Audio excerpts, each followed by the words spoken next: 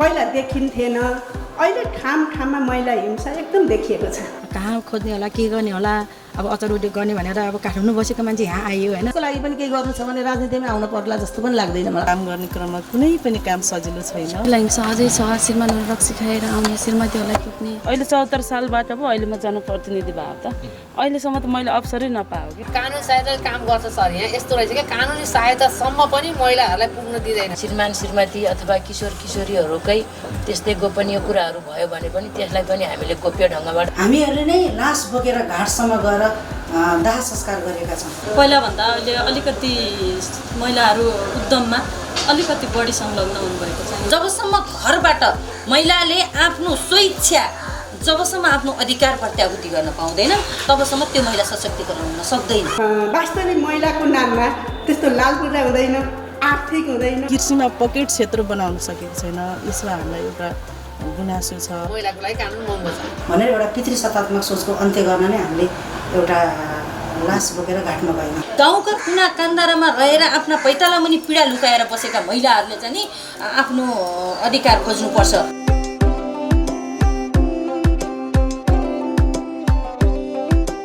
आदरणीय दर्शक नमस्कार, तपाईँ हेर्दै हुनुहुन्छ गोलेनाई टेलिभिजनको प्रस्तुति कार्यक्रम मफसल महिला आवाज हेर्दै हुनुहुन्छ। म देवेन्द्र उपस्थित भइसकेको छु। विभिन्न जिल्ला, नगरपालिका र गाउँपालिका पुग्ने गरेका छौँ। आज हामी तनहुँको म्याग्दी गाउँपालिकामा छौँ।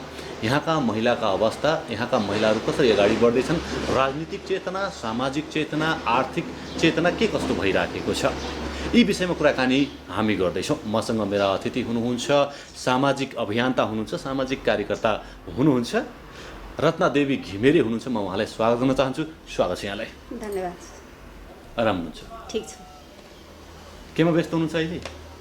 यस्तै छ, सामाजिक कार्यकर्ता भएपछि एउटा काम व्यस्त अव्यस्त त्यस्तै भइरहेको छ। मेरा दर्शकलाई बुझाइदिनुहोस् कि सामाजिक कार्यकर्ता भनेको चाहिँ के हो, अथवा चाहिँ के काम गर्नुपर्दछ सामाजिक कार्यकर्ता हुनका लागि? ठिक छ। अब सामाजिक कार्यकर्ता भन्ने बित्तिकै धेरै कुरालाई समेट्छ यसले। जस्तै अब समाजमा हुने गरेका विभिन्न खालका सामाजिक क्रियाकलाप सँगसँगै सामाजिक परिवर्तनका लागि गरिने कुनै पनि काम व्यवहारहरू र समाजलाई अलिकति कुन बाटो हिँडिरहेछ भन्ने खालको कुरा निगरानी गरेर त्यसमा अलिकति मार्गनिर्देश गर्ने खालको सहयोग गर्ने खालका मान्छेहरूलाई सामाजिक अभियन्ता भनिन्छ। म्याग्दी गाउँपालिका यसरी हेर्ने हो भने केन्द्रीय स्तरको राजनीतिक कर्मी पनि हो तपाईँ। हजुर। महिलाको केन्द्रीय स्तरको राजनीति गर्दै हुनुहुन्छ। यो केन्द्रीय स्तरको मान्छे पनि पाएको छ भने यहाँको महिलाको राजनीतिक चेतना कस्तो छ, सक्रियता कस्तो छ? महिलाहरू वास्तवमा हिजोका समयमा एउटा पितृसत्ताले जगडिएको यो ठाउँमा भनौँ नेपाल राज्यमा नै अब पितृसत्ताले जुन जगडेको थियो र महिला दिदीबहिनीहरू, आमाहरू योभन्दा अगाडिको जुन हाम्रो पुस्ता हुनुहुन्थ्यो उहाँहरूले चाहिँ अब यो सामाजिक सँगसँगै यो घर्यासी काममा मात्रै बिजी हुनुहुन्थ्यो। उहाँहरूलाई सामाजिक चेतना भएर पनि एउटा घर्यासी र हाम्रो पितृसत्ताले जगटेर बाहिर निस्किने अवस्था थिएन भने अहिलेको जेनेरेसनमा धेरै अगाडि आइसक्नु भएको छ। महिला दिदीबहिनीहरू हरेक कुरामा अगाडि आइसक्नु भएको छ। जस्तै आफ्नो घर्यासी कामलाई एकापट्टि थाती राखेर पनि सामाजिक अभियानमा अग्रसर हुने जुन अवसर देशले ल्याएको, अब राज्यले कानुनले ल्याएको अवसरलाई पछ्याउँदै जानुपर्ने अहिलेको अवस्था छ। अब संविधान त महिलाहरूको अधिकार धेरै उजागर भइसकेको छ, त्यसलाई पछ्याउन नसक्दा हामी पछाडि पर्छौँ है भन्ने खालको चेतना अझै पनि जगाउन आवश्यक छ। र राजनीतिक हिसाबमा भन्ने हो भने महिला दिदीबहिनीहरू अहिले हाम्रो म्याग्दी गाउँपालिकालाई भन्ने हो भने त अध्यक्ष नै महिला पाएका छौँ हामीले, गाउँपालिकाको अध्यक्ष। चेतनामा वृद्धि छ, तैपनि अझै दूरदराजमा एउटा शिक्षाको अभाव अथवा यो भौगोलिक विकटता भएका ठाउँमा भने अझै पनि त्यसलाई हामीले सशक्त बनाउनु जरुरी देख्छु मैले चाहिँ। आर्थिक अवस्था कस्तो छ? यहाँका महिलाहरू व्यावसायिक बनेका छन्, व्यवसायतिर केन्द्रित छन् या के छ, कस्तो छ अवस्था? महिला मात्रै व्यावसायिक हुन सकेको अवस्था अझै पनि छैन म्याग्दी गाउँपालिकामा। किन हुन सकेन? किनभने अब आफ्नै अब कुरा गर्दै जाने हो भने हिजोका दिनमा भएको जुन हाम्रो शासन पद्धति छ यसमा भनौँ अब जग्गा जमिन पुरुषको नाममा हुन्छ, अझै पनि महिलाको नाममा त्यस्तो छैन। म भन्न चाहन्छु कि धेरै दाजुभाइ भएको घरमा कुनै पनि व्यक्तिले घडेरी किन्यो भने अब एउटा राजस्व कम्ती हुने, राज्यले यति राम्रो लचिलो नीति ल्याएको छ, त्यही पनि अब घर परिवारमा अंशबन्ध लगाउनु पर्दैन है भन्ने हिसाबमा मात्रै महिलाहरूलाई एउटा जग्गाको लालपुर्जा दिएको अवस्था छ। त्यस कारणले गर्दाखेरि म आफैमा कन्फिडेन्स कसरी हुने भन्ने खालको चिन्ताले अहिले महिलाहरूलाई जगडेको मैले देख्छु। किनभने व्यावसायिक हिसाबमा मैले यो काम गर्छु है भनेर व्यक्तिगत रूपमा उहाँहरू स्वतस्फूर्त तरिकाले आँट गर्न गाह्रो अवस्था छ। किनकि पैतृक सम्पत्तिको हिस्सेदार भन्दा पनि व्यक्तिगत रूपमा मैले यो काममा खर्च गरेँ भने मेरो परिवारले यसलाई सपोर्ट गर्छ है भन्ने खालको एउटा दृढता बनाउन अझै पनि गाह्रो भइरहेको छ। एका दुईको नाममा जग्गा छ, यद्यपि उहाँहरूले कन्फिडेन्स तरिकाले त्यसलाई परिचालन गर्ने अधिकार हेर्दाखेरि छर्लङ्ग छैन भन्न मिल्दैन, तैपनि उहाँहरूले आँट गर्ने चाहिँ हिम्मत अझै पनि छैन। तपाईँको कार्य के त्यसो भए चाहिँ महिलाहरू चाहिँ फेरि जहाँका त्यहीँ घुमाइ फिराइ ल्याउँदै हुनुहुन्छ, महिला जहाँका त्यहीँ छ भन्ने कुरा ल्याउँदै हुनुहुन्छ? जहाँका त्यहीँ होइन, उहाँहरूले कोसिस गरिरहनु भएको छ, फड्को मार्ने कोसिस गरिरहनु भएको छ, यद्यपि सपोर्ट चाहिरहेको छ कि एक्लै उहाँहरूले आँटेर पुरुषले चाहिँ अब पुरुष बाहिर हुनुहुन्छ भने उहाँले म यो व्यवसाय गर्दैछु है भनेर अहिले त पछिल्लो चरणमा ब्याङ्किङले पनि सहुलियत दिएको छ अथवा चाहिँ ऋण पनि उपलब्ध गराउने गरेको छ होइन? ती कुराहरू कतिको जानकारी छ, त्यो चाहिँ कतिको तपाईँले चाहिँ यस्ता कुराहरूलाई चाहिँ महिला समक्ष पुर्याउनुहुन्छ होइन? पुर्याउनुहुन्छ कि पुर्याउनुहुन्न, यो तपाईँको कार्यभित्र पर्छ कि पर्दैन, के हो खास? त्यही त राज्यले सँगसँगै राज्यले पनि ल्याएको छ र हाम्रो स्थानीय स्तरमा त अहिले महिला सहकारीहरूको नाममा महिला सहकारीहरू सञ्चालन गरिएको छ हामीले, र महिला सहकारीमा चाहिँ बिना धितो ऋण प्रवाह गर्ने गरेका छौँ। हामी नै महिलाकै भनौँ न आफ्नै नीति आफैले बनाएर बिना धितो प्रवाह गर्ने गरेपछि अलि सशक्त तरिकाले मेरो सेयर छ त्यहाँ, मैले त्यो सेयर लगानीबाट ऋण लिएर केही काम गर्छु, व्यवसाय गर्छु अथवा यो काममा लगानी गर्छु भनेर अग्रसरता देखाउने, त्यहाँबाट एउटा प्लस पोइन्ट भएको मैले देखेको छु पछिल्लो समयमा। हजुर हजुर, अहिलेबाट महिलाको शैक्षिक अवस्था सुधार भएको छ यो गाउँपालिकामा? सुधार नै छ, पहिलाको तुलनामा धेरै राम्रो छ शैक्षिक अवस्था। शैक्षिकमा साह्रै नै पुराना हाम्रो आमाहरू अघिल्लो पुस्ताभन्दा अहिलेको जेनेरेसन त्यस्तो अशिक्षित भएको मैले त्यति पाएको छु। शिक्षाले पक्कै पनि फड्को मार्छ, मार्नुपर्छ। यो गाउँपालिकामा यो महिला हिंसा भन्ने कुराहरू सुन्न पाइन्छ? अन्त्य भइसक्यो के छ अवस्था? महिला हिंसा भनेको त अब पूर्ण रूपमा अन्त्य त अझै पनि भएको छैन। पूर्ण रूपमा अन्त्य गर्न अझै पनि सङ्घर्ष गर्नु नै पर्छ, किनकि अब कहिलेसम्म गर्नुहुन्छ? कहिलेसम्म सङ्घर्ष गर्ने, कहिलेसम्म चाहिँ महिलाहरू पीडित भइराख्ने? होइन, अघिल्लो समयमा भन्दा त धेरै नै परिवर्तन भएको छ महिला हिंसाको कुरा पनि होइन। अब अहिले त भन्नुहुन्छ भने टोलमा आफ्नो क्षेत्रमा हामीले आमा समूहहरू मार्फत पनि गठन गरेर सामान्य अब लैङ्गिक हिंसाको अथवा घरेलु हिंसाका कामहरूमा आमा समूह हुन्छ, अब सँगसँगै त्यहाँ भएको महिला सञ्जाल हुन्छ, यसले पनि हामीले वकालत गरेर त्यसलाई चाहिँ अलिकति निमिट्यान्न पार्ने खालको अन्तर्क्रिया कार्यक्रमहरू यस्तो दिनका लागि जस्तै हाम्रो गाउँपालिकाले पनि पहल गर्नुपर्छ भन्ने मैले देख्छु। किनभने अब महिला आफै नै सशक्त त छ, यद्यपि उसलाई साथ चाहिरहेको हुन्छ कि हरेक कुरामा अब गाउँपालिकाले रकम छुट्याएर त्यो क्षेत्रका अथवा दूरदराजका अशिक्षित हुनुहुन्छ जो सबैको पहुँचमा पुग्न सक्नुहुन्न त्यस्ता खालका वर्गहरूलाई क्याटेगोराइज गराएर एउटा प्रशिक्षण अन्तर्क्रिया जस्ता कार्यक्रमहरू दिएर सशक्त गर्नुपर्छ भन्ने मलाई लाग्छ। त्यो स्थानीय सरकारको कार्यभित्र पर्यो। स्थानीय सरकारले पर्नुपर्छ। स्थानीय सरकारले त महिलाहरूको लागि चाहिँ बजेट छुट्याएको हुन्छ नि? हजुर, छुट्याएको छ र सशक्तिकरणका लागि यस्तो छ, अब तालिमहरू गोष्ठीहरू गर्छ गाउँपालिकाले र हामीले कस्तो देखिरहेछौँ भने अब सिलाइ बुनाइ राम्रो छ, प्रभावकारिता राम्रो छ। अब सिलाइ बुनाइको तालिम चाहियो भन्नुहुन्छ महिलाहरू, लैजान्छ गाउँपालिकाले लैजान्छ, तालिम दिन्छ। तालिम अब सीमित दिनको हुन्छ, त्यसलाई निरन्तरता दिनुपर्ने आवश्यकता मैले देखाएको छु। उहाँले जान्नुहुन्छ तर व्यावसायिक हिसाबमा महिलाहरू उत्रि नराखेको अवस्था के, त्यसलाई निरन्तरता दिएपछि भयो। आय आर्जनको विषय अब हिजो तालिम दिए तालिममा सीमित नहोस्। तपाईँको विचार यसरी भनिदिँदा कस्तो होला कि पूर्ण रूपले चाहिँ स्थानीय निकायले पूर्ण रूपले चाहिँ उसलाई ज्ञान दिँदैन अथवा चाहिँ पूर्ण बनाउँदैन?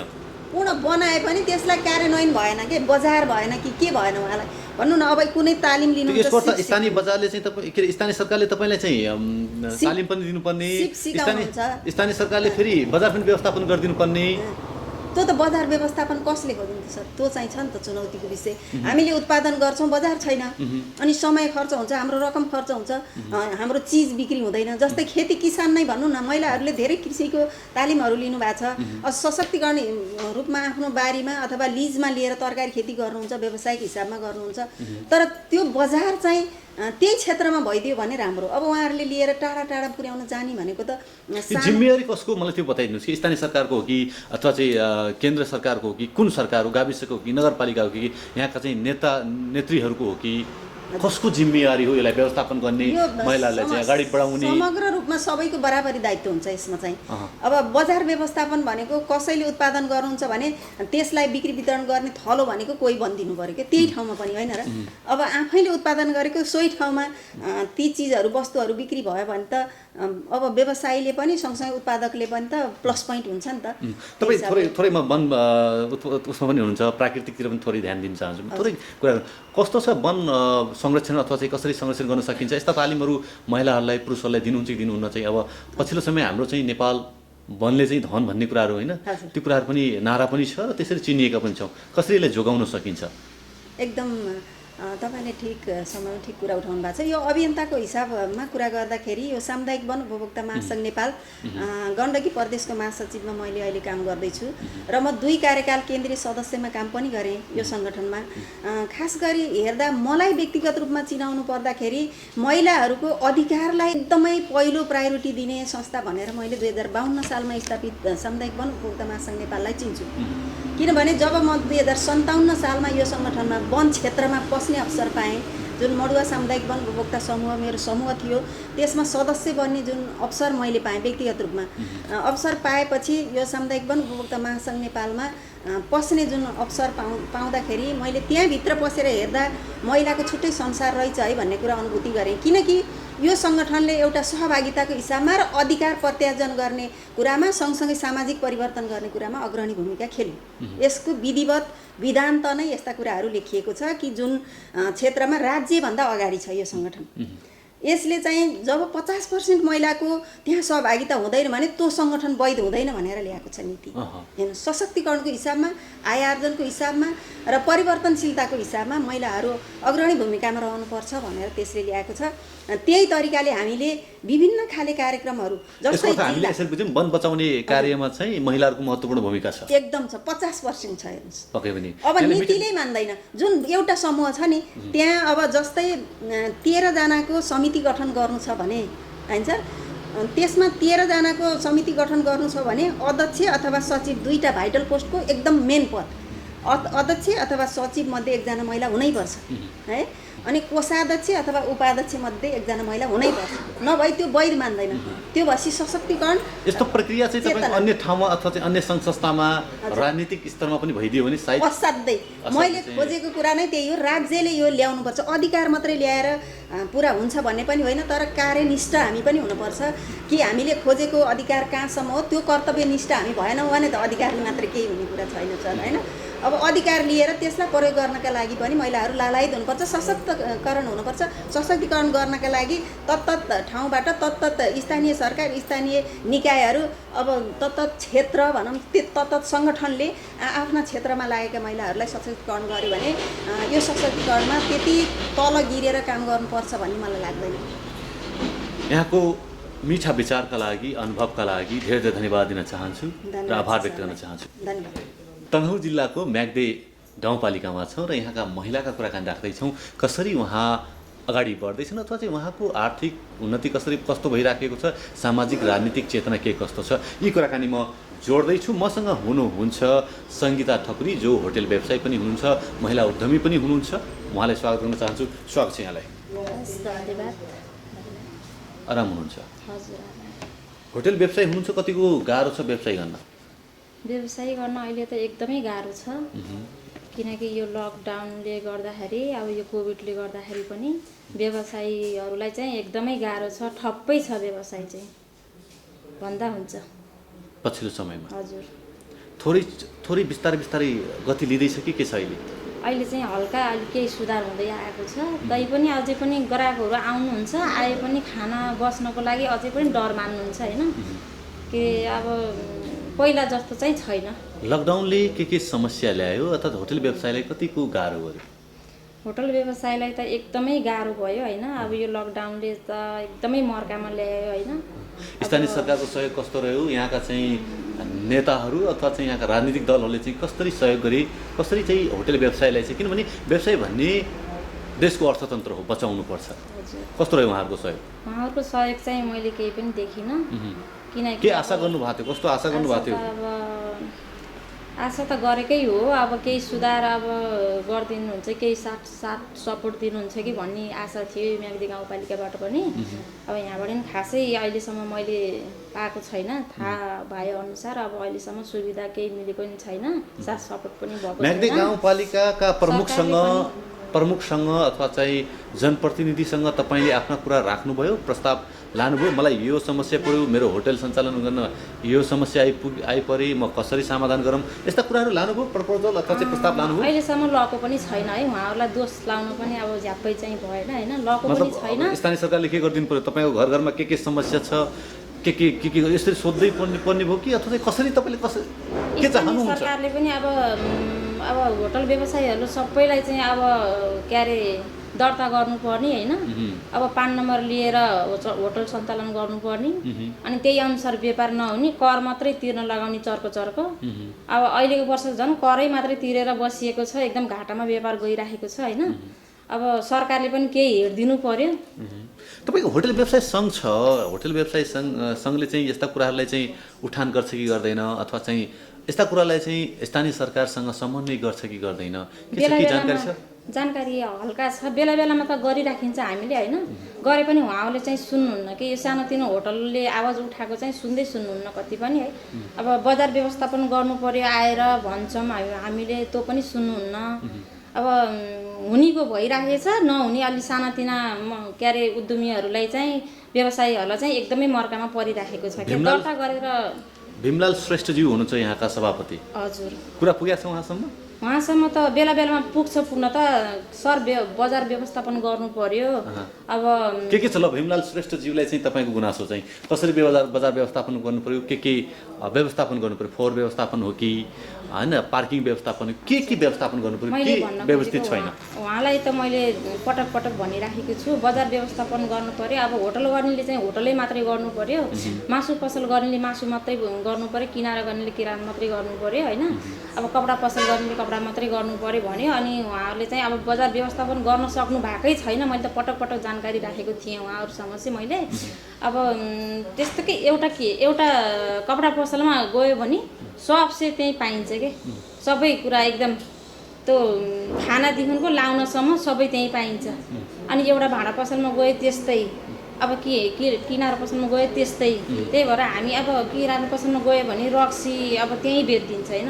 अब हामीले होटलमा अब पान नम्बर बनाएर अब सरकारलाई कर तिरेर हामीले होटल चलाइराखेको हुन्छौँ होइन। अब होटलबाट के अरे किराना पसलबाट रक्सीको बोतल लिएर आएर होटलमा आएर गिलास मागेर खाइदिन्छ। अनि हामीलाई त नाफा त भएन, सिर्फ त्यो भाँडा माझ्ने मात्रै उपाय भयो हाम्रो। त्यही भएर यो चाहिँ अलिकति बजार व्यवस्थापन गरिदिनु पर्यो भनेर मैले चाहिँ एकदमै आवाज उठाएको थिएँ, तर उहाँले चाहिँ अहिलेसम्म सुन्नु भएको छैन है।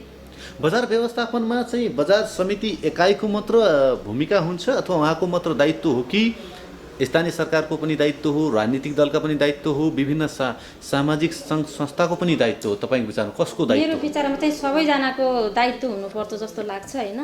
अब बजार व्यवस्थापन गर्नको लागि सामाजिक क्षेत्रको मान्छेहरू पनि लागि पर्नु पर्यो होइन। अब यो गाउँपालिकाबाट पनि अलिकति साथ सपोर्ट दिनुभयो भने अलिकति बजार व्यवस्थापन गर्न सकिन्थ्यो कि जस्तो लाग्छ है मलाई त। नत्र एकजनाले मात्रै होटल व्यवसायीले मात्रै आवाज उठाएर चाहिँ यो हुने होला छैन, सबैको हात हुनु पर्यो। महिला उद्यमीलाई समाजमा हेर्ने अथवा चाहिँ समाजमा कस्तो प्रतिक्रिया पाउनुहुन्छ? कसरी चाहिँ उहाँहरूको दृष्टिकोण के हुन्छ? उहाँहरूको दृष्टिकोण त मैले जहाँसम्म मलाई लाग्छ यो होटल व्यवसाय गर्नेलाई त एकदमै दोस्रो उसबाट हेर्नुहुन्छ उहाँहरूले होइन। किनकि यो पेसै अलिकति के तल्लो पेसा जस्तो गर्नुहुन्छ। त्यही माथि अझै महिलाहरूले गरेको व्यवसायमा त झन् एकदमै त्यो नजरै फरक हुन्छ। उहाँहरूको हेराइको दृष्टिकोणमा त एकदमै नजरै फरक हुन्छ। किनकि यस्तो जब यो होटल व्यवसाय भनेको त यो राम्रो मान्छेले गर्ने होइन, यो यस्तै यस्तै खालकोले गर्ने हो जस्तो कुरा गर्नुहुन्छ गाउँ समाजमा होइन। तर पनि उहाँहरूले त्यति गिराएर बोले तापनि उहाँहरूले उ गरे पनि तर हामी चाहिँ आफ्नो सुर छोडिँदैन होइन। यसलाई यसरी बुझाउनु, यसको अर्थ हाम्रो म्याग्दे गाउँपालिकामा अहिले पनि त्यो जनचेतनाको स्तर चाहिँ विकास भएको छैन अथवा चेतना त्यति विकास भएको छैन जस्तो लाग्यो, यसरी बुझाउँछु। यो अरूमा त मलाई त्यति जानकारी भएन, यो होटल व्यवसाय गर्नेहरूमाथि त त्यति साह्रै विकास भएको जस्तो मलाई लाग्दैन है।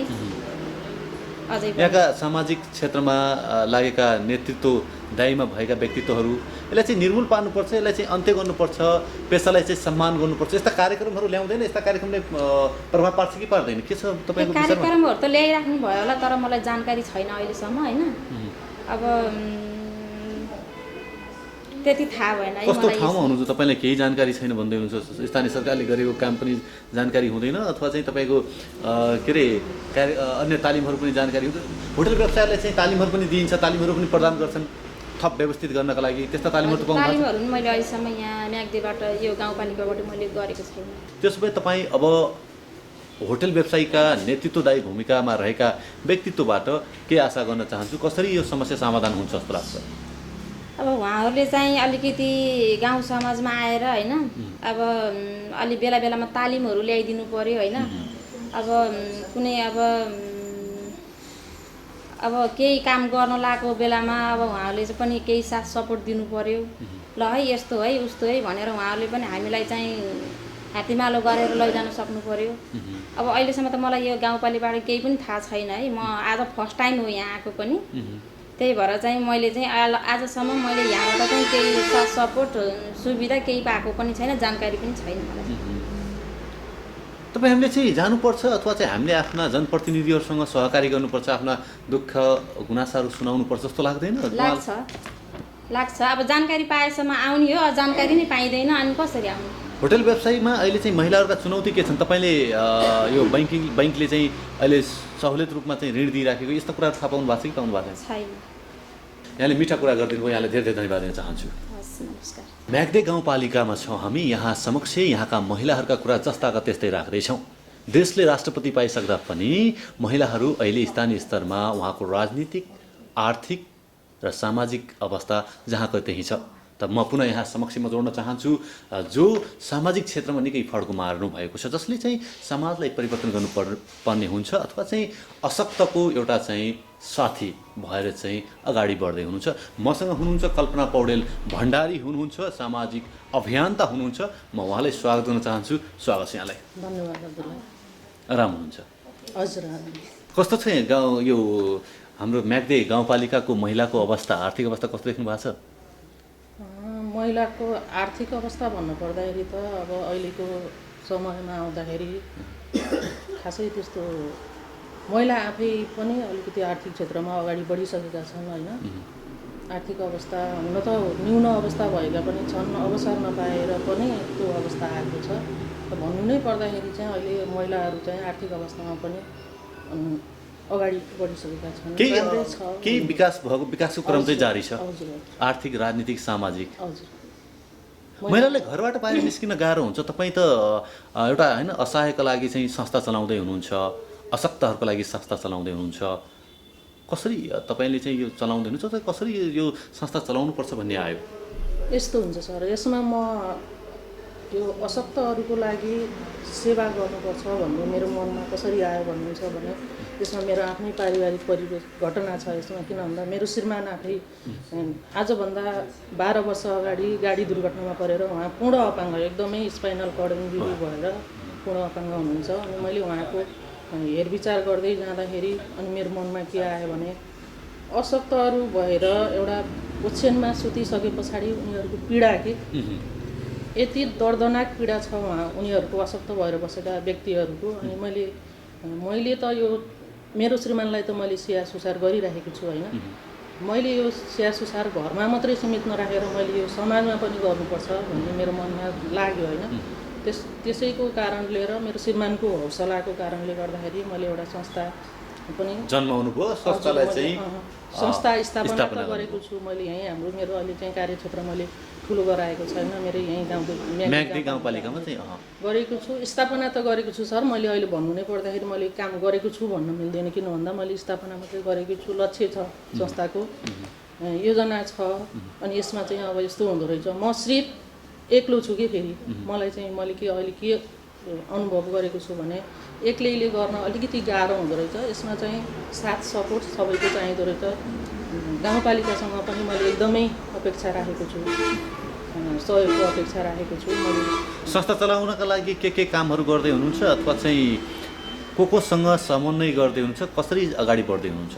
संस्था चलाउनको लागि मैले समन्वय अहिले कसैसँग पनि गरेको छैन। मैले यहाँ गाउँपालिकामा मात्रै प्रमुख उपप्रमुख सरहरूसँग मात्रै ल है सर मैले यस्तो संस्था खोलेको छु, अब मैले हाम्रो गाउँपालिकामा भएको अति नै अशक्त जसलाई घरमा बस्न अलिक गाह्रो छ नि, घरमा चाहेर पनि घर परिवारले उसलाई स्याहार सुसार गर्न भ्याइरहेको हुँदैन कि किन भन्नुहुन्छ भने अब बिरामीको मात्रै, अपाङ्गको मात्रै, अशक्तको मात्रै स्याहार गरेर पनि त भएन नि, जीविकोपार्जन पनि गर्नु पऱ्यो, बाँच्नु पऱ्यो, बचाउनु पऱ्यो, काम गर्नु पऱ्यो। त्यही कारणले गर्दाखेरि घरमा बस्न अति नै गाह्रो भएका अपाङ्गहरूलाई म आफैले मेरो जग्गा उपलब्ध गराएर संस्थाको नाममा म जग्गा उपलब्ध गराउँछु र त्यसमा चाहिँ सामूहिक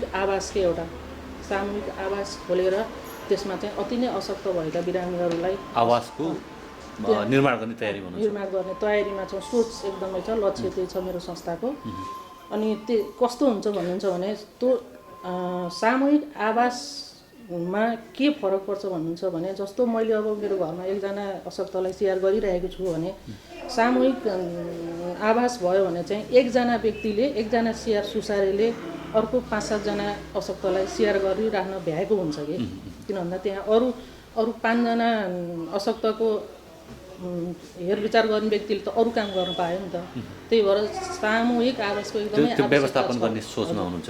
कस्तो पाउनुभयो त म्याग्दी गाउँपालिकाका प्रमुख अथवा चाहिँ यहाँका चाहिँ जनप्रतिनिधिको सहयोग अथवा उहाँको सुझाव सल्लाह कसरी दिनुभएको छ, कसरी के प्रतिक्रिया छ?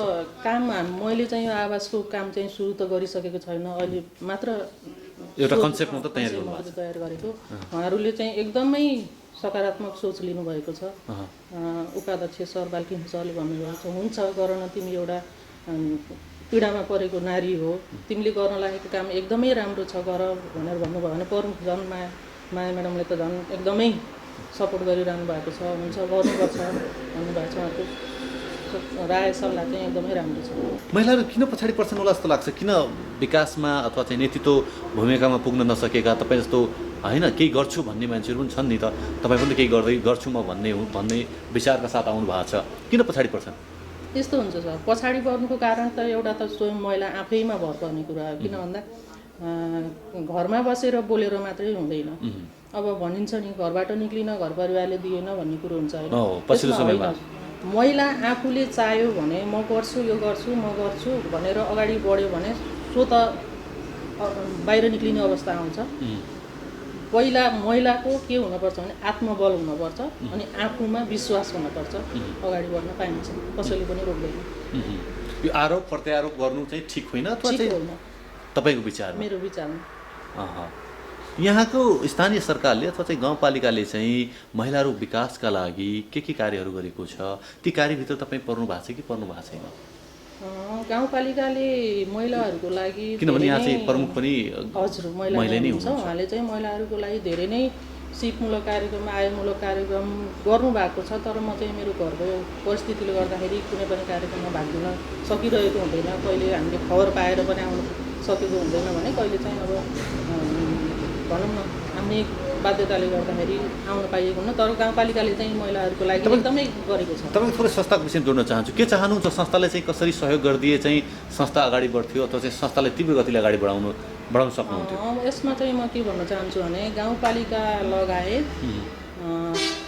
अब सामाजिक मन भएका व्यक्तिहरूले सहयोग गरिदिनु भयो भने अगाडि बढ्न सक्थेँ म र मैले सोचेको कामलाई सफलताका साथ सम्पन्न गर्नु। सामाजिक क्षेत्रमा अग्रसर भएका महिलाहरू जो भन्छन् नि हामी महिला अधिकार कर्मी हो, हामी सामाजिक होइन अभियन्ता हो, ती महिलाहरूसँग छलफल चलाउनु भएको छ? उहाँहरूसँग भन्नुभएको छ म यो संस्था खोल्दैछु अशक्तहरूका लागि, तपाईँको कस्तो सहयोग रहन्छ भने यस्ता कुराहरू लानु भएको छ?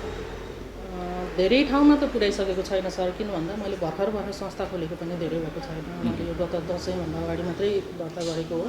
बिस्तारै अब मैले कतिपयलाई त मैले भनि पनि सकेको छु, यस्तो गरेको छु, ल है साधारण सदस्य आजीवन सदस्य बनेर सहयोग गरिदिनु होला।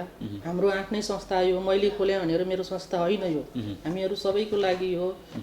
जस्तो अब तपाईँको घरमा अपाङ्गता अशक्त छैन भनेर यो चाहिँ मेरो चासोको विषय होइन भनेर नसोच्नु होला, किन भन्दा भोलि भविष्यमा के हुन्छ भन्ने कसलाई थाहा हुन्छ र भन्ने कुरो हुन्छ। अनि अर्को कुरा चाहिँ म के भन्न चाहन्छु भने गाउँपालिकालाई पनि म एउटा अनुरोध के राख्न चाहन्छु भने जस्तो अपाङ्गता भएका व्यक्तिहरूको लागि नियमावलीमा लेखिएका हुन्छन् नि सेवा सुविधा अधिकार हक अधिकार लेखिएका हुन्छन् नि नियमावलीमा, त्यो चाहिँ नियमावलीमा लेखिएका अनुसार अपाङ्गता भएका व्यक्तिहरूको अवस्था कस्तो छ उनीहरूको त्यसलाई चाहिँ एकदमै प्रत्यक्ष मूल्याङ्कन गरेर उसको लागि आवश्यकता के छ भनेर त्यो आवश्यकता परिपूर्ति गरिदिए हुन्थ्यो गाउँपालिकाले र नियमावलीमा लेखिएका अनुसार हक अधिकार अपाङ्गता भएका व्यक्तिहरूलाई प्रदान गरिदिए भने एकदमै त्यस्ता व्यक्तिहरूको आत्मा एकदमै खुसी हुने थियो।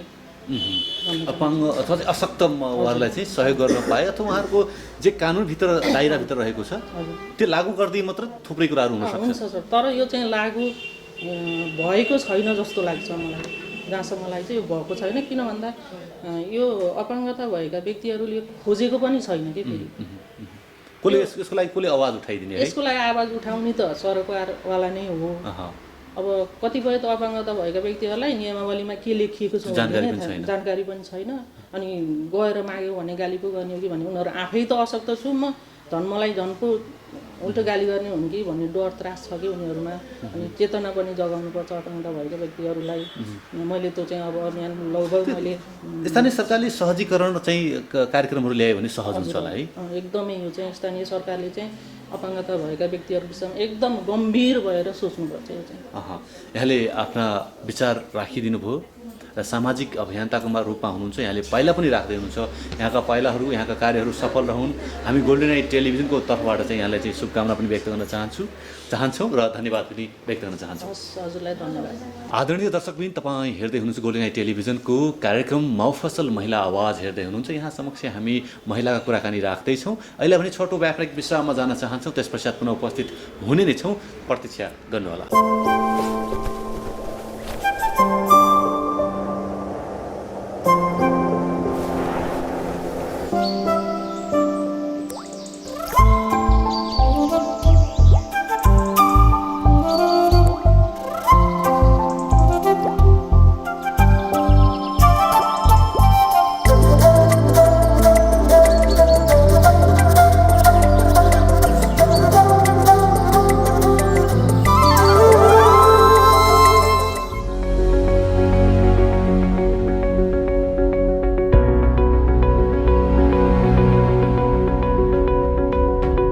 Experience of the purity of nature.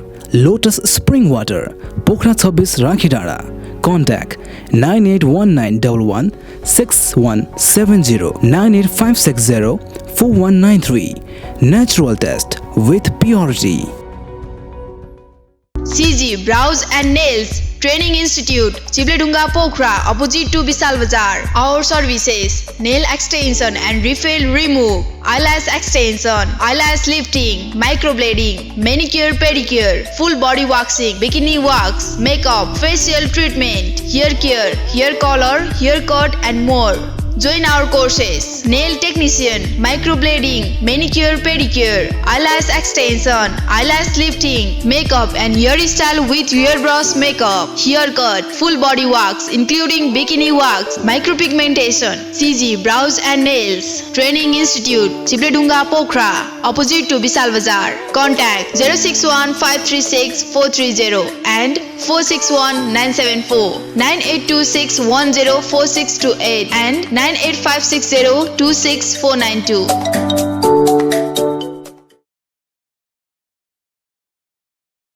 विगत 12 वर्षदेखि अन्नपूर्ण सुपरमार्केटभित्र रहेको DS hanger and dummy house अब नयाँ उत्साह सहित पन्थीगल्ली सर्वेश्वर मार्ग पन्थीरेरिया गाडीको घर एक तला माथि सुरु गरिएको जानकारी सम्पूर्ण ग्राहक वर्गमा गराउँदछौँ। हामी कहाँ ह्याङ्गर, च्यानल डमी, ब्राकेट, लुगा stand dummy, full dummy, half dummy, baby ladies पाइनुका साथै सम्पूर्ण पसल डेकोरेसनका सामानहरू पाइन्छ।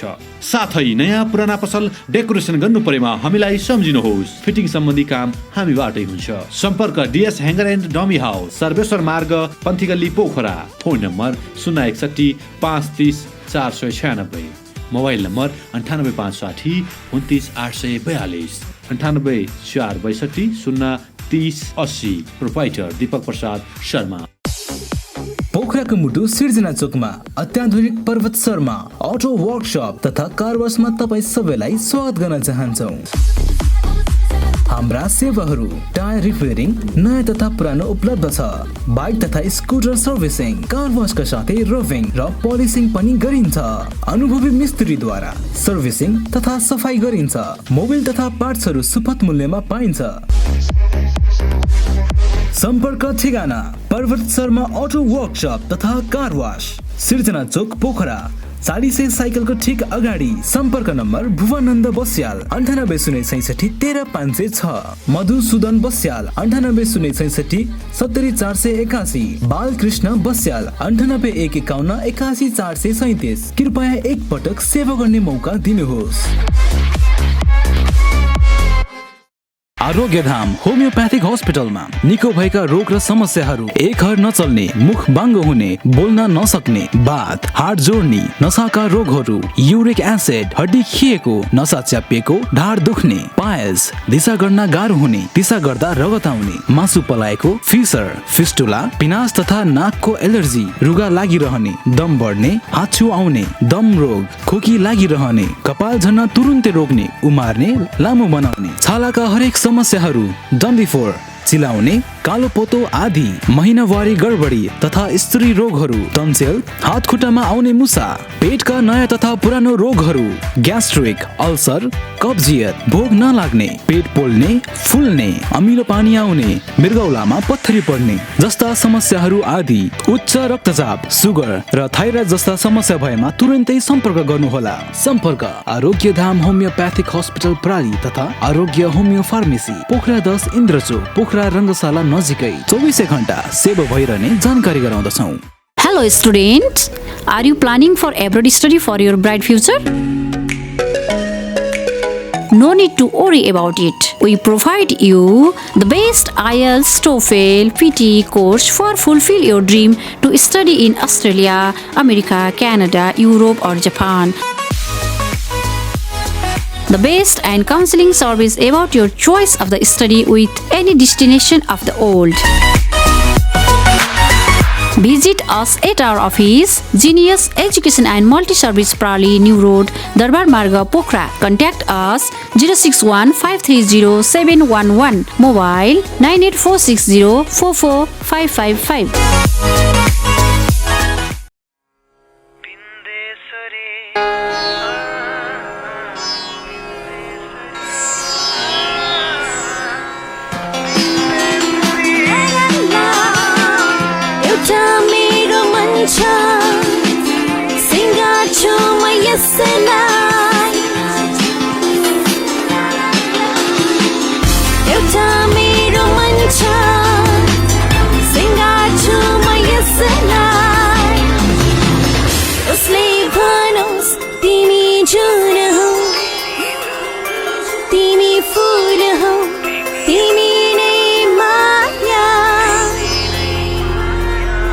Bindesuri Home Center and Furniture, furniture for all. पोखराको मुटु चिप्लेढुङ्गामा अवस्थित Himalayan garden market Chipledhunga, Nepali Congress party कार्यालय सँगै हाम्रा सुविधाहरू, निशुल्क पार्किङको व्यवस्था, बाल उद्यानको सुविधा, बाबु नानीहरू खेल्नका लागि फराकिलो र सुरक्षित स्थान, झरना, प्राकृतिक मनोरम दृश्यको अवलोकनको लागि विशेष सुविधा, सस्तो र सुलभ मूल्यमा गुणस्तरीय वस्तुहरूको उपलब्धता, खाजा र मनोरञ्जनको लागि शान्त, सफा र सुरक्षित स्थानको उपलब्धता, व्यवसाय साथै सभ्य र उत्कृष्ट व्यवहारको पहिचान। हिमालयन गार्डन मार्केट उत्कृष्ट स्थान। सीमित सटरहरू मात्र बाँकी रहेकाले इच्छुकहरूले तुरन्तै सम्पर्क गर्नुहोला। सम्पर्क Himalayan garden market, Chipledhunga 4, Pokhara, Kaski. Mobile number 98 460 32 154। पुनः स्वागत छ। हामी तनहुँको म्याग्दे गाउँपालिकामा छौँ र यहाँका महिलाहरूका कुराकानी राख्दैछौँ। म पुनः जोड्न चाहन्छु, मसँग हुनुहुन्छ महिला अधिकार कर्मी रिता घिमिरे हुनुहुन्छ। यहाँको महिलाको अवस्था के छ र महिला अधिकार कर्मीले गर्नुपर्ने कामहरू के हुन्, यी कुराकानी उहाँकै मुखार बिन्दुबाट यहाँ समक्ष राख्न चाहन्छु। स्वागत छ यहाँलाई। आराम हुनुहुन्छ? हजुर आराम। के काममा व्यस्त हुनुहुन्छ अहिले?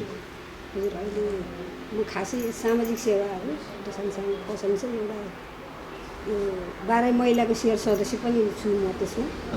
र त्यसमा हामीले महिलाहरूको लागि कसरी उत्थान गर्न सकिन्छ, कसरी महिलाको हकको लागि लड्न सकिन्छ, कसरी जीविकोपार्जन गर्न सकिन्छ भन्ने नि त्यसमा हामी लागिरहेका छौँ। अनि त्यो संस्था गर्दाखेरि हामीले 22 जनाबाट सुरु गरेको 12 महिला बहुउद्देश्य सहकारी संस्था। र महिलाहरूको लागि मात्र काम गर्छ? हजुर, महिलाको लागि मात्रै काम गर्छ। कति सदस्य छन् यसमा? शेयर होल्डर कति छन्? हजुर, अहिले 1600 जना छौँ। 1600 जना चाहिँ शेयर होल्डर महिलाहरू? हजुर, महिला मात्रै छ। अनि त्यहाँबाट महिलालाई कसरी जीविकोपार्जन गर्न सकिन्छ, कसरी आय आर्जन उनीहरूलाई परिचालन गरेर त्यहाँबाट कसरी आफ्नो जीविकोपार्जन गर्न सक्ने भन्ने ऋणहरू लगानी गर्ने त्यस्तो चाहिँ गऱ्यौँ। कतिको प्रभावकारी गरेको छ यो सहकारीले? आर्थिक कतिको विकास गरेको छ? महिलाहरूको आर्थिक उन्नतिका लागि के कार्यक्रमहरू गर्छ? असाध्यै राम्रो उन्नतिहरू भइरहेको छ। जब कि त्यहाँ ब्याज ऋणहरू दिएर अब आफ्नो घर परिवारमा ऋण दिएर भनौँ न, अब बाँच्नु पर्यो, जीवन त जसरी गुजार्नु पर्यो, त्यसको लागि विदेश जानको लागि घरमै यहीँ गर्नुहुन्छ भने पनि सहुलियत ब्याज दिएर उसले कृषि पेसा गर्नको लागि जुनसुकै पेसा गर्छु भने पनि सहुलियत ब्याज दर दिएर गाउँघरमा सेयर सदस्यहरूलाई लगानी गरिरहेको छ। यसको अर्थ चाहिँ म्याग्दे गाउँपालिकाका महिलाहरू व्यावसायिक बनेका छन् त, अथवा चाहिँ व्यावसायिक बनाउनमा तपाईँको सहकारीको चाहिँ भूमिका छ त? एकदमै छ, महत्त्वपूर्ण भूमिका छ त्यसको। जसरी कुखुरा पालन गर्छु भन्नुभयो कसैले भने म कहाँ गएर ऋण ल्याउने, कसरी मैले गर्ने भन्नुभयो भने म कहाँ जाने, म सेयर त्यसमा छु, मलाई दिनुहोस्, म गर्छु। आफ्नो के छ बिना धितो पनि दिइराख्छ कि उसले, आफ्नो बचतको तिर्वल सेयरको डबल गरेर दिन्छ। ल यसरी म किस्ताबन्दी तिर्छु, ल मलाई ऋण दिनुहोस् भन्यो भने भैँसी पालन, कुखुरा पालन, व्यवसाय गर्नको लागि धेरै माथि। महिला अधिकार कर्मी हुनुहुन्छ, महिलाहरूसँग भेटघाट त हुन्छ नि बाक्लो? हजुर हुन्छ। के समस्या छ म्याग्दी गाउँपालिकाका महिलाहरूको भित्री समस्या के छ? उनीहरूलाई कस्तो आफू आत्मनिर्भर हुनको लागि अलि अप्ठ्यारो परिस्थिति छ कि। पढे लेखेका मान्छेहरू त अलि ठुलै पोस्टमा जानुभयो, जागिर खानुहुन्छ, शिक्षित हुनुहुन्छ होइन। अलि निम्न स्तर आय भएको महिलाहरूलाई उनीहरू गाह्रो छ। कसरी भन्दा पुरुषले ल्याएको उसमा आत्मनिर्भर हुनु पर्यो होइन। त्यसरी गर्नुभन्दा त म बरु 4वटा एउटा व्यवसाय कुखुरा नै पाल्छु, बङ्गुर पाल्छु भनेर आफ्नो ऋण लिएर आएर लगानी गरेर त्यसमा त्यो नि गर्नुभएको छ। तर पीडित अलि निम्न स्तर आय भएकोलाई असाध्यै गाह्रै छ कि। अब उहाँले बचत गर्नु कसरी विकास गर्न सकिन्छ ती निम्न स्तर आय भएका महिला दिदीबहिनीहरूको विकासका लागि? हामी थोरै स्तर उकासिएका व्यक्तित्वहरूको भूमिका हो कि होइन? उहाँलाई पनि उहाँको स्तर उकास्नमा चाहिँ हाम्रो हात रहन्छ कि रहँदैन? असाध्यै महत्त्वपूर्ण हात रहन्छ। उहाँहरूले गर्नुहुन्छ भने हामी सबैजना मिलेर उहाँलाई बिना धितो लगानी गर्ने, ल है तपाईँले व्यवसाय गर्नुहोस्, यो गर्नुहोस् भने प्रोत्साहन गरिदिने। गाउँपालिकाबाट नि एकदमै निम्न स्तर छ भने ल तपाईँहरूलाई यति हामी कर्जा दिन्छौँ, तपाईँहरूले गर्नुहोस् भनेर लगानी गरिदिने। त्यो त दायित्व हो नि, गाउँपालिकाको पनि दायित्व हुन्छ। गरेछ गाउँपालिकाले? खै त्यस्तो त त्यस्तो देखियो छैन। अनि कोअर्डिनेसन अथवा चाहिँ समन्वय गर्नुहुन्छ गाउँपालिकासँग? तपाईँले चाहिँ तपाईँको त भूमिकाभित्र पर्छ होला नि, त्यो कार्यभित्र पर्छ होला। महिला अधिकार कर्मी भइसके पश्चात चाहिँ गएर यी अथवा चाहिँ यो गाविसको यो वडाका होइन महिलाहरूलाई चाहिँ यसरी अगाडि बढाउँदाखेरि विकास हुन्थ्यो, हाम्रो चाहिँ गाउँपालिका नमुना गाउँपालिका हुन्थ्यो, यस्ता कुराहरू हुन्छन् कि हुँदैनन्? तपाईँको भेट्नुहुन्छ कि भेट्नुहुन्न प्रमुखलाई? होइन, त्यस्तो कार्यक्रम त हुन्छ। अब उहाँलाई त गर्नुहोस् भनेर प्रोत्साहन गर्ने, त्यो त गर्छु भनेर त आफू नै हुनु पर्यो, सक्षम हुनु पर्यो, उभिन सक्नु पर्यो नि त। उहाँले त भन्नाले त गर्नुहोस् म तपाईँलाई दिन्छु भनेर उसले खुबीले नि गर्न सक्नु पर्यो नि त। आफू अगाडि बढ्न सक्नु पर्यो कि सप्लाई गरेर म अगाडि बढ्न सक्छु भन्ने कुरा, त्यसमा आफू नै पहिला स्वावलम्बी भएर अगाडि बढ्नु पर्यो। महिला हिंसाहरू छ? महिला हिंसाहरू चाहिँ तपाईँले सुन्नु भएको छ? होइन, महिला हिंसाहरू पनि घरबाट छ, किन हुँदैन थियो? घरमै छ। के कारणले हुन्छ होला? महिला हिंसा किन यति व्याप्त अहिलेको शताब्दीमा अथवा चाहिँ अहिलेको युगमा होइन? सबै शिक्षित छन्, समाज शिक्षित छ भन्नाले अब त्यो शिक्षित व्यक्ति त शिक्षित हुनुहुन्छ, उहाँले आफ्नो घर परिवारलाई कसरी गर्ने, कसरी लाने, आफूलाई भने त्यस्तो गर्नु, तर निम्न स्तरमा त छ नि त। दिनभरि कमाएर लिएर आएछ, कमाएर लिएर आएर बेलुका आफ्नो घरमा चामल पनि छैन, के खाने, नुन तेल पनि छैन, केही पनि छैन।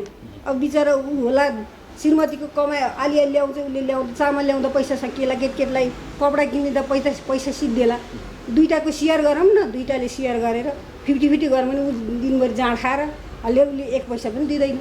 किन दिनुहोस् त नि त्यस्तो पैसाहरू, किन त्यस्तो भयो भनेर भने उसले उसैलाई मेरो तैँले कमाइ माग्ने भनेर के गरिदिन्छ, उसैले पिड दिन्छ, घरमा तनाव गराइदिन्छ, केटी ऊ एकातिर लडिदिन्छ, अनि ऊ त असाध्यै पीडित हुन्छ कि। त्यस्तोहरू हाम्रोमा धेरै मात्रामा देखिएछ। त्यसलाई कसरी यहाँको आन्सर बडा मिठो आन्सर आयो। मद्यपान अथवा चाहिँ धुम्रपान मद्यपान यो कुलतले गर्दाखेरि समाज बिग्रेको हो। हजुर, त्यो पनि बिग्रिरहेछ।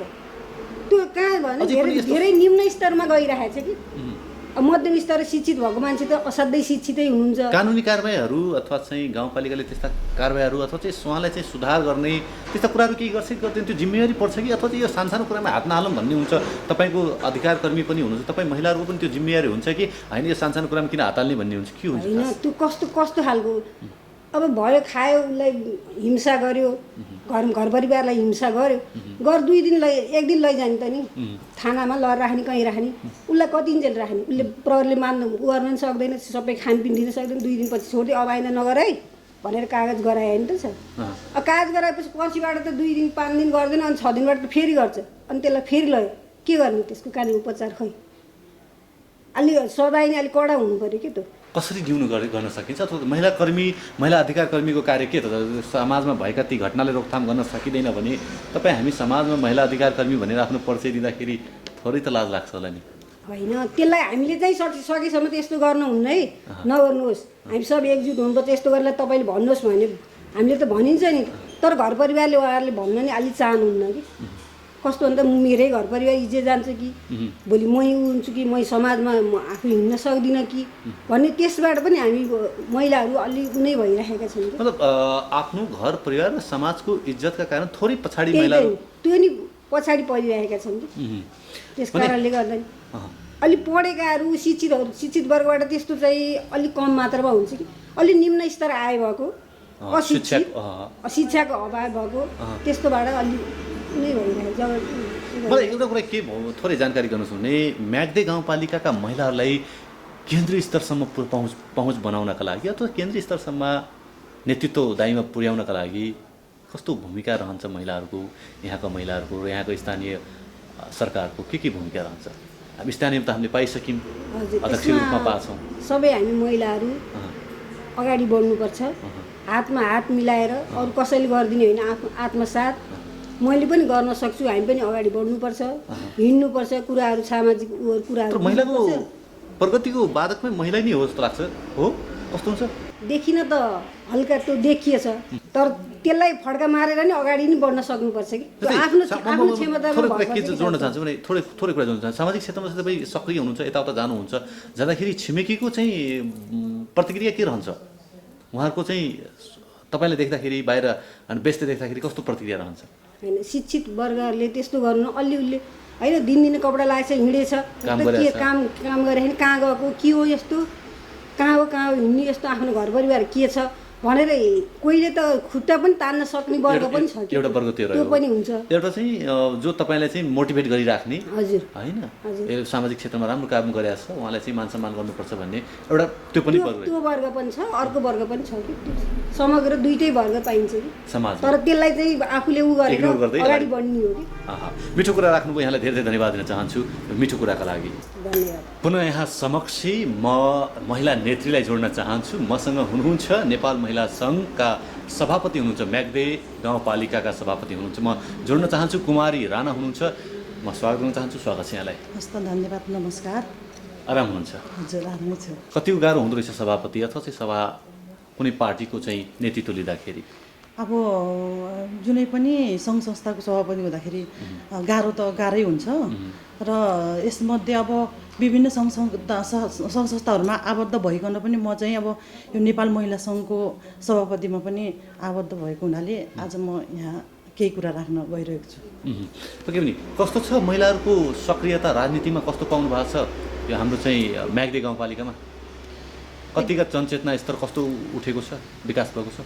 एकदम राम्रो छ। अब यसमा अघि नै कुरा पनि आइसकेको छ के भने यो म्याग्दी गाउँपालिकामा अध्यक्ष नै महिला नेत्री हुनुहुन्छ है। र यसमा चाहिँ अब यो म्याग्दी गाउँपालिकामा सम्पूर्ण विभिन्न राजनीतिक दलहरूमा महिलाहरू पनि एकदम अग्रसर नै रहेको पाइन्छ। नेपाली काङ्ग्रेसले कसरी सहयोग गरेको छ महिलालाई चाहिँ अगाडि ल्याउनमा, के गरेको छ? राम्रो सहयोग गरेको छ। जस्तै अब यो विभिन्न तालिमहरू अनि यो के अरे जनचेतनाका कुराहरूलाई लिएर नेपाली काङ्ग्रेसको पार्टीबाट पनि हाम्रो यो महिला सङ्घलाई एकदम राम्रो सहयोग भइरहेको छ। महिला सङ्घ अथवा चाहिँ पार्टीमा लाग्ने राजनीतिमा लाग्ने महिलाहरू मात्र बाठा हुनुपर्छ या तपाईँको चाहिँ सामान्य सामाजिक क्षेत्र अथवा चाहिँ घर परिवारमा बस्ने नारीले पनि हक अधिकारका विषयमा जानकारी हुनुपर्छ, उनीहरू पनि उहाँहरूलाई पनि बाठा हुने अधिकार छ? के छ खास कुरा यसमा? अब यो राजनीतिक पार्टीमा मात्रै हिँड्ने महिलाहरू बाटोटाटो हुने चाहिँ हुँदैन, किनभने अब यो के अरे यो घरमा बस्ने महिला दिदीबहिनीहरू हुनुहुन्छ नि है, अब उहाँहरूमा पनि अब पहिलाको यो सुरुको 2-4 वर्ष अथवा 5-10 वर्ष अगाडिको जेनेरेसनमा हेर्दाखेरि अहिले आउँदाखेरि चाहिँ हाम्रो यो गाउँपालिकाको दिदीबहिनीहरू धेरै अगाडि आइसक्नु भएको छ। अगाडि अनि पहिला अगाडि कुरामा एकैछिन जोड्नेछु, तपाईँले भनेको कुरामा एकैछिन जोड्नेछु। खासमा महिला सङ्घ अथवा चाहिँ यसको काम चाहिँ के हो मलाई बताइदिनुहोस्, मेरा दर्शकलाई बताइदिनुहोस् के काम गर्छ यसले? अब यो महिला सङ्घले चाहिँ राजनीति गर्ने पार्टीका लागि नेपाली भोटका लागि मात्र प्रयोग हुने त होइन, यो भोटको लागि मात्रै होइन, यो विभिन्न सङ्घ संस्थाहरूमा जस्तै अब म एउटा महिला सङ्घको सभापति भइकन पनि म चाहिँ अरू विभिन्न सङ्घ संस्थाहरूमा पनि आबद्ध भएको हुनाले मलाई जोड्छु। मलाई पहिला महिला सङ्घको कार्य बताइदिनुहोस्। महिला सङ्घले चाहिँ अब यो चाहिँ के हो भने एउटा नेपाली काङ्ग्रेसको भातृ सङ्गठन भएको हुनाले महिला सङ्घ चाहिँ अब आफ्नो यो नेपाली काङ्ग्रेसमा आबद्ध हुने महिलाहरूलाई चाहिँ के अरे आबद्ध गराउँछ यो महिला सङ्घले। आबद्ध गराउने, भोट बढाउने हो कि जनचेतना स्तर बढाउने हो? नेपाल महिला सङ्घको यो भोट सँगसँगै पनि अब जनचेतना स्तर पनि अगाडि बढाउँछ यसले। म यहाँलाई थोरै जोड्न चाहन्छु। केही समय अगाडि मैले एकजना महिला दिदीसँग कुरा गर्दाखेरि उहाँलाई चाहिँ थुप्रै कुरा जानकारी छैन। तपाईँकै होइन गाउँपालिका कुरा गर्न चाहन्छु, किन जानकारी छैन त्यो तपाईँको हाम्रो कार्यभित्र पर्छ, हाम्रो जिम्मेवारी हो कि होइन? उहाँलाई नेपाल सरकारले बैंक मार्फत चाहिँ सुलभ मूल्यमा चाहिँ ऋण प्रदान गरिन्छ त्यो पनि थाहा छैन। गाउँपालिकाले तालिम प्रदान गर्छ नेतृत्व विकासका लागि त्यो पनि थाहा छैन। थुप्रै कुराहरू थाहा छैन। त त्यो कसको कमजोरी रह्यो? हाम्रो कमजोरी रह्यो, स्थानीय स्तरको कमजोरी रह्यो, अथवा चाहिँ कसको कमजोरी रह्यो? अब पार्टीको कमजोरी रह्यो? त्यो जानकारी गर्नका लागि के अरे नेपाली काङ्ग्रेसको भातृ सङ्गठनमा लाग्नुपर्ने हुन्छ कि चाहिँ आमले पनि जानकारी पाउनुपर्छ? अब यस्तो उहाँले खै के कारणले त्यो भन्नुभयो है, नत्र भने अब यो म्याग्दी गाउँपालिकामा रहेका विभिन्न कार्यहरू जस्तै यो सिपमूलक तालिम, जनचेतनाका विषयमा हामीले विभिन्न टोल विकासहरूलाई जानकारी गराएर त्यहाँको के अरे दिदीबहिनीहरूलाई गाउँपालिकाले अथवा यो जुनसुकै कार्य गर्न लागेको छ भने पनि जानकारी गराउनुपर्छ है भनेर के अरे एकजना मार्फत हामीले त्यो टोलको दिदीबहिनीहरूलाई चाहिँ सूचना जानकारी मात्र गराउने, सहभागिता पनि गराउने, त्यो सँगसँगै सहभागिता पनि गराउँछ। र त्यो उहाँ मात्र छुट्नु भयो कि उहाँ जस्तो अरू पनि छुट्या हुन सक्छन् नि त? किन समेटिएनन्? मलाई जहाँसम्म लाग्छ उहाँ चाहिँ अब यस मध्येमा चाहिँ थाहा नपाएर भन्नुभयो कि थाहा पाएर पनि उहाँले यो कुरा के अरे थाहा पाएन भनेर भन्नुभयो, त्यो मलाई चाहिँ राम्रोसँग प्रश्न भएन। नत्र भने यो गाउँपालिका स्तरमा रहेका विभिन्न कार्यहरू हुन्छ, विभिन्न कामहरू हुन्छन्, यसमा चाहिँ सबैलाई जानकारी गराउँछ र त्यसमा सहभागी पनि गराउँछ। कतिको प्रभावकारी भएका छन् तपाईँका तालिमहरू, तपाईँले गरेका कार्यहरू, कामहरू कतिको प्रभावकारी भएका छन् महिलाहरू विकासका लागि? के भएका छन्? महिलाहरू छन् कोही हामीले इक्जाम्पल दिन सक्ने कि फलानु महिलाले चाहिँ नेपालमा यो गर्न सकियो अथवा फलानु महिलाले चाहिँ आर्थिक उन्नति यसरी गरी अथवा चाहिँ उद्योग व्यवस्थापन गर्यो अथवा छ तपाईँले यो गर्दै गर्दै राजनीतिक दलको काम यो हो कि होइन मलाई अलि स्पष्ट पारिदिनुहोस्। हो, एकदम हो यसमा। र छन् यसमा हाम्रो यो म्याग्दी गाउँपालिकाभित्र पनि विभिन्न दिदीबहिनीहरूले के अरे राम्रो गरिराख्नु भएको छ। आर्थिक सँगसँगै यो के अरे विभिन्न तपाईँको मत के आय आर्जन सँगसँगै उहाँहरूले राम्रो गरिराख्नु भएको छ सबै दिदीबहिनीहरूले। यो बिचमा यत्रो यो कोभिड-19ले होइन समस्यामा ल्यायो, विश्वलाई नै समस्यामा ल्यायो, हामी पनि समस्यामा पऱ्यौँ। र म्याग्दे गाउँपालिकाका महिला उद्यमीहरूलाई चाहिँ तपाईँको सहयोग कस्तो रह्यो, कसरी उहाँका समस्याहरू सम्बोधन गर्नुभयो, जानुभयो आए तपाईँका हाम्रो समस्याहरू यो छन् भने चाहिँ आएका छन् हजुर। अब यो कोभिड-19 अथवा यो कोरोनाको महामारीको बेलामा त अब यो 4-5 महिना त सबैजना यो विभिन्न व्यवसाय सँगसँगै सबै ठप्पै रह्यो नि त यसमा। र यसपछि चाहिँ जति पनि यो कामहरू सुरुवात भएको छ नि यसमा चाहिँ अब दिदीबहिनीहरूलाई, महिला दिदीबहिनीहरूलाई के अरे यो व्यवसाय सँगसँगै आय आर्जन सँगसँगै पशुपालन सँगसँगै चाहिँ के अरे यो पछि चाहिँ राम्रो सुधार भइराखेको छ र यसमा चाहिँ हाम्रो नेपाल महिला सङ्घले एकदम राम्रो गरिराखेको छ। तपाईँको अन्य पार्टीका महिला भातृ सङ्गठनहरू हुन्छन्, उहाँहरूसँग सहकार्य कस्तो रहन्छ, के कुरामा तपाईँ उहाँहरूसँग सहकार्य गर्नुहुन्छ?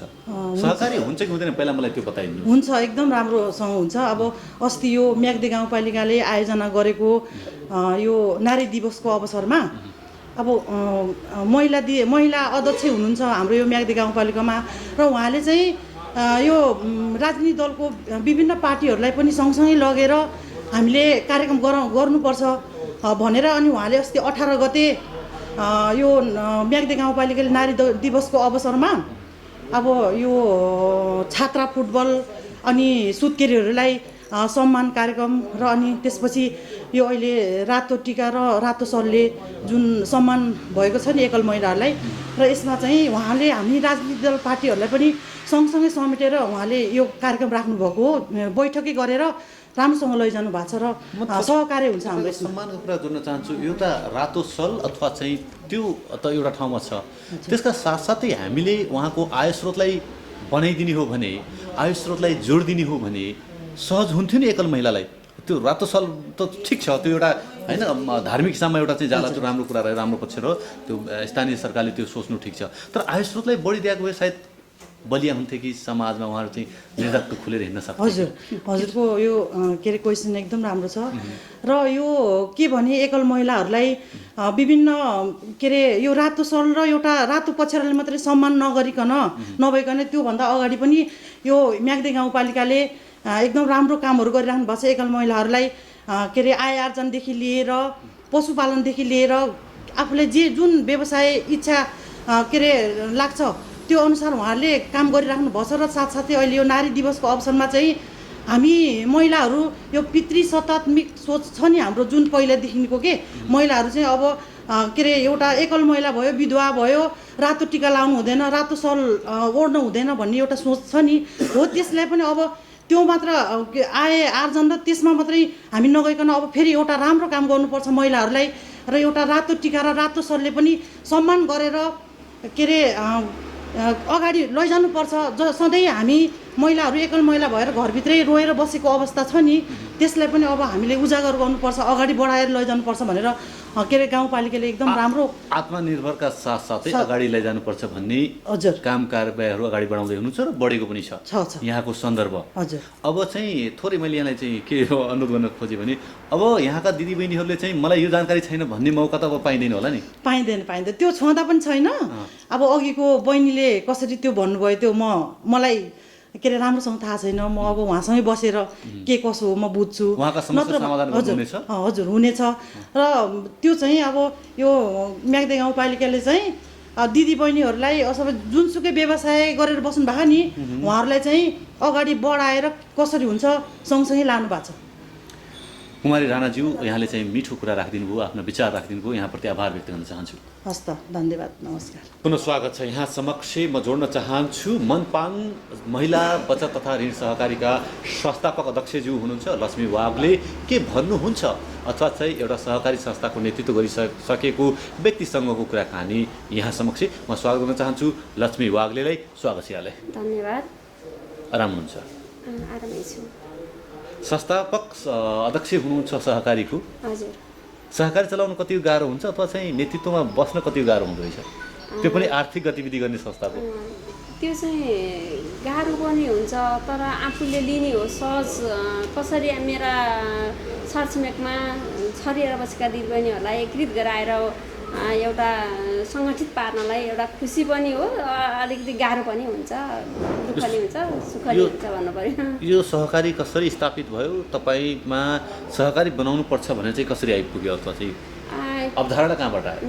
यो चाहिँ अलिकति मलाई कस्तो लाग्यो भने यो हाम्रो म्याग्दे गाउँपालिकाको पूर्वतिर पनि महिला सहकारी बाराई महिला विकास सहकारी अनि पश्चिमतिर पनि खरिन्टार महिला बहुद्देश्य महिला सहकारी अनि यो बिचमा मात्रै यो मनोपाङ भन्ने एउटा गाविस त्यसमा चाहिँ कुनै महिलाहरूको सङ्गठित नभएको अनि बाहिर महिलाहरू एकीकृत भएर हिँडेको देख्दा चाहिँ अलिकति मलाई किन हाम्रो मनपाङमा मात्रै महिलाहरूको सङ्गठित देखिँदैन त किन यो हामीले गरे किन हुन र गर्नुपर्छ कि भन्ने मनबाटै जाग्यो अर्को देखेर अनि त्यसपछि महिला विकास मार्फत त्यतिखेर जिल्ला महिला विकास महिला तथा बालबालिका कार्यालय जिल्लामा थियो त्यहाँ गएर सल्लाह गरेर अनि 25 जना सदस्यबाट 25,000 सेयर 51,000 को दरले 25 जना चाहिँ हामी सेयर सदस्य बन्यौँ।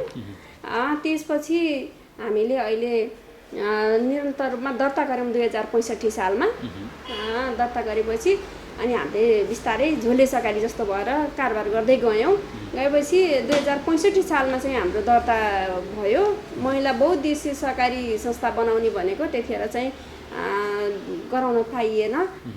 त्यस हामीले बचत तथा ऋण सहकारी नै भने पनि गरौँ न त महिलाको मात्रै यो त दर्ता नगरिकन छोड्दिन भन्ने मलाई अठोट लाग्यो किनकि यो गर्नै पर्छ बचत तथा ऋण सहकारी संस्थाले मात्रै नै केही फरक पर्दैन गरौँ भनेर हामी दिदीबहिनीहरू सब एक गाउँमा टोलमा समिति गठन गऱ्यौँ अनि गरेपछि हामीले दर्ता गऱ्यौँ 65 सालमा र त्यसपछि अहिले हाल चाहिँ हाम्रो त्यो अहिले चाहिँ निरन्तर चलिराखेको छ अथवा चाहिँ काम गतिविधि अगाडि बढाउँदैछ। महिला सहकारीले चाहिँ महिलाको आर्थिक विकासमा कस्तो भूमिका गर्दैछ कतिको विकास हुन्छ भएको छ अहिले तपाईँको गाविसमा अथवा चाहिँ गाउँपालिकामा विकास भएको छ? हाम्रो यो महिला सहकारीबाट नै हाम्रो जुन छिरलिएर रहेका महिलाहरूको बचत एकीकृत भयो अनि उद्यमी महिलाहरूले पनि के गर्छु भन्ने महिलाहरूलाई नि बाटो खुल्यो। जस्तो अब हामी 25 जना एकजनाले बोलेर हुन्थेन 25 जनाले बोलेपछि एउटा बुलन्द आवाज हामीले जिल्लासम्म म्याग्दे गाउँपालिकासम्म वार्डसँग पुर्याउन सक्यौँ। यो महिलालाई यस्तो हाम्रो उद्देश्य त पहिला त अन्यायमा परेका महिलालाई न्याय दिन्छौँ होइन एकल महिलालाई सम्मान गर्छौँ उद्यमी महिलाहरूलाई सम्मान गर्छौँ उद्यमीहरू गर्नेलाई हामी यो सुलभ कर्जामा हामीले लगानी दिउँ भन्ने हामीले एउटा विधानहरू बनायौँ होइन। अनि त्यसपछि हामी 25 जना सदस्यबाट हामीले 2 वर्षमा त हामीले लगभग 300 जना सदस्य बनायौँ अनि त्यसै नै टोल गाविसैभरिको 9वटै वार्डमा चाहिँ हामीले 200-300 जना बनाएपछि अहिले 800 जना सदस्य दिदीबहिनीहरू हुनुहुन्छ। बचत चाहिँ सुरुमा हामीलाई साह्रै गाह्रो भयो किनकि यी महिलाहरूले खाइदिन्छन् कि पैसा होइन 10 रुपियाँ 20 रुपियाँ उठाएर राख्नु खातामा राख्न पनि त्यो उनीहरूलाई विश्वास दिलाउन चाहिँ साह्रै गाह्रो भयो।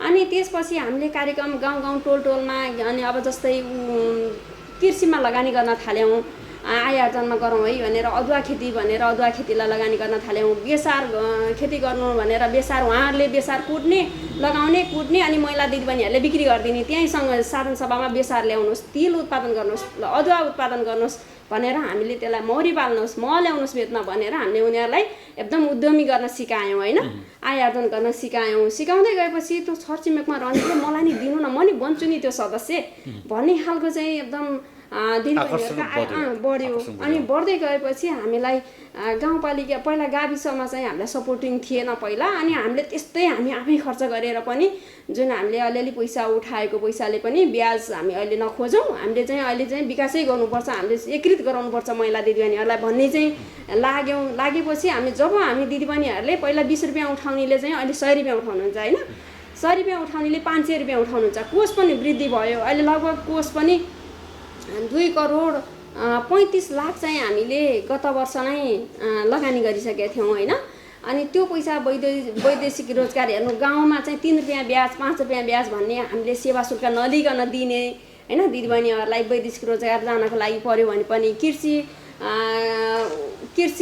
आय आर्जन गर्ने हो भने पनि पशुपालनको लागि पनि तरकारी खेतीको गर्नको लागि पनि हामीले लगानी गर्न पर्यो भने उनीहरूले माग आयो भने सङ्कलन जुन माग फारम भरेपछि हामीले सेवा शुल्क नलिने होइन त्यो पैसाबाट जति ऋण लगानी गरेका छ अन्त चाहिँ हामीले 1 लाख लियो भने 2000 सेवा शुल्क तिर्छौँ मेरोमा, हामीलाई यहाँ त यो लाग्दैन ऋण दिलाइदिनु न भन्न आउने सबैजना होइन समितिमा आउने। अनि हामीले त्यस्तै गरी गरी चाहिँ हामीले धेरै मुनाफा हाम्रो कहिले पनि एक्स्ट्रा पैसा रहेन। अनि जुन मुनाफा आएको पैसाले चाहिँ हामीलाई दिदीबहिनीहरूलाई नै आय आर्जन गर्नको लागि नै लगानी गरिराखेका हौँ।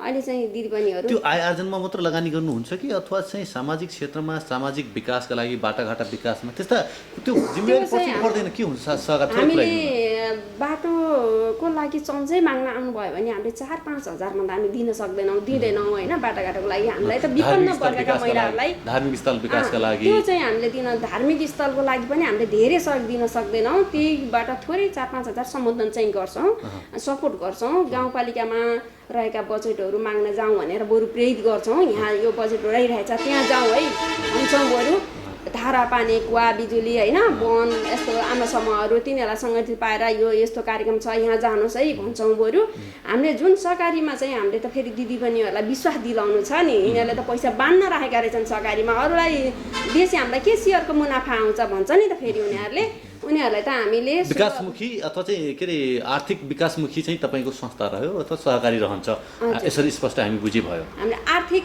बढी चाहिँ हामीले आर्थिकमै दिदीबहिनीहरूलाई चाहिँ आर्थिकमुखी नै रहन्छ भन्ने चाहिँ बुझाउनु पर्यो। विकासमा त हामीले जस्तो विकास पनि हुनु पर्यो, विकासका कार्यका लागि चाहिँ अन्य निकायहरू छँदैछ हामीले त्यसमा जनचेतना जगाउँछौँ। जनचेतना कुरा थोरै म त्यही जोड्न चाहन्छु। थुप्रै महिला दिदीबहिनीहरूसँग तपाईँको भेटघाट हुन्छ, आर्थिक समस्या बाहेक उहाँहरूको के समस्या छन्? उहाँहरूको अब आय कि आर्थिक समस्या आर्थिक निर्भरता हुने बित्तिकै सबै समस्याहरू अन्त्य हुन्छन् के हो बुझाइ? मेरो बुझाइ त्यस्तो हुँदैन होइन। त्यसमा चाहिँ उहाँहरूलाई त्यो पनि पर्छ। अब जस्तै आर्थिकको पाटो मात्रै हुँदैन, उहाँ गाउँ समाजमा चाहिँ अब जस्तै अहिलेको महिलाहरूको स्थिति अन्यायमा पर्ने श्रीमानहरूको कुटपिट हुन्छ, गाउँ समाजले अलि आय आर्जन कम भएपछि आम्दानीको स्रोत कम भएपछि अनि त्यहाँ अलि गाउँमा चाहिँ अलि हेप्याइएको कुराहरू हुन्छ, तिनीहरूलाई चाहिँ हामीले सम्झाउने जनचेतना फैलाउने। अनि अब दिदीबहिनीहरूलाई विकासको लागि चाहिँ हामी यो काम गर्नुपर्छ भनेर हामीले उपसमितिहरू गठन गर्छौँ होइन। अनि अब कृषिको छुट्टै उपसमिति हुन्छ, हाम्रो ऋणको उपसमिति छुट्टै हुन्छ, लेखा हेर्ने व्यवस्थापन छुट्टै लेखा समिति हुन्छ, अनि विकास निर्माणमा गर्ने छुट्टै उपसमिति हुन्छ। कसको जिम्मेवारमा के गर्ने भन्ने चाहिँ हाम्रा उपसमितिहरूले काम गर्नुहुन्छ होइन। हाम्रो सहकारीबाट नै हामीले काम डिभाइड गर्छौँ, सबै कसले के गर्ने भन्ने चाहिँ।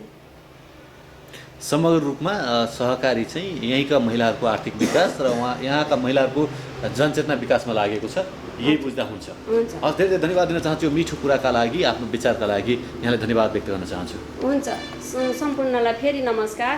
यस टिभीलाई पनि म आएर आफ्नो शुभकामना दिन पाएँ, बोल्न पाएँ, उहाँहरूलाई पनि धन्यवाद। आदरणीय दर्शकबिन, हामी म्याग्दी गाउँपालिकामा छौँ, अर्थात् यहाँका महिलाहरूका कुराकानी यहाँ समक्ष राख्यौँ। विभिन्न जिल्ला नगरपालिका र गाउँपालिका पुग्ने गरेका छौँ। त्यहाँका महिलाको आर्थिक गतिविधि के भइराखेको छ हेर्दाखेरि त हामी राष्ट्रपति पनि पाएका छौँ, तर स्थानीय स्तरमा के भइराखेको छ, गाउँपालिकामा के भइराखेको छ, यस्तै कुराकानी लिएर अर्को श्रृङ्खलामा भेटघाट हुने नै छ। हामीलाई कार्यक्रम उत्पादनमा सहयोग गर्नुहुने म्याग्दी गाउँपालिकाका टिमप्रति हामी आभार व्यक्त गर्न चाहन्छौँ र निर्देशक चिरञ्जीवी भुटेलप्रति आभार व्यक्त गर्दै म देवेन्द्र पनि बिदा चाहन्छु। हवस् त, नमस्कार।